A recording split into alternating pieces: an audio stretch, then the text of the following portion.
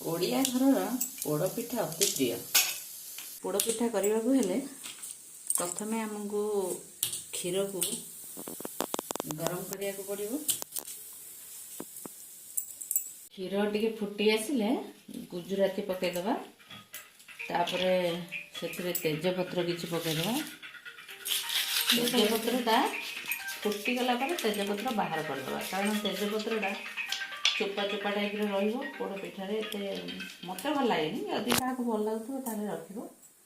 ତାପରେ ଏପଟରେ ଆମେ ରଖିଥିବା କ୍ଷୀରରେ ବି ପକାଇ ପାରିଥାନ୍ତି, କିନ୍ତୁ କ୍ଷୀରରେ ପକାଇଲେ କ୍ଷୀର ଦହି ହେଇଯିବ। ତେଣୁ ପିଠଉରେ ଛେନା ପକାଇବା, ଲୁଣ ପକାଇଛି ଏବଂ ଚିନି ପକାଇଦେବା, ସବୁ ଗୋଳେଇ ଦେବା। ଗୋଳେଇବା ପରେ ଖଳି କରିବା। କ୍ଷୀରରେ ତେଜପତ୍ର ଗୁଜୁରାତି ପକାଇ ସାରିଛନ୍ତି। ଏବେ କଟା ହେଇଥିବା ପେସ୍ତା ଆଉ କାଜୁକୁ ବି ପକାଇଦେବା। ଗୋଳେଇଦେବା। ପିଠଉରେ ଛେନା ଆଉ ଚିନି ବି ପକାଇବା। କଟା ହେଇଥିବା ନଡ଼ିଆକୁ ବି ପକାଇଦେବା।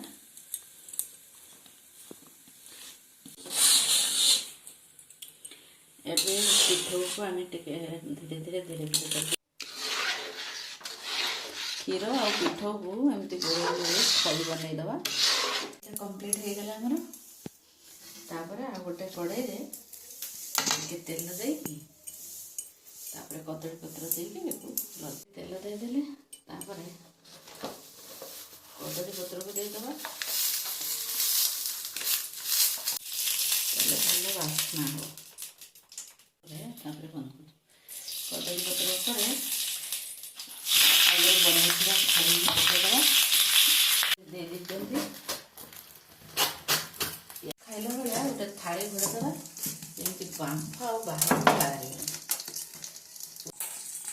ଇଏ ପ୍ରାୟ ଅଧଘଣ୍ଟା ଖଣ୍ଡେ ବସିବ। 15 ମିନିଟ୍ରେ ଆସିକି ଟିକେ ଚେକ୍ କରିବା।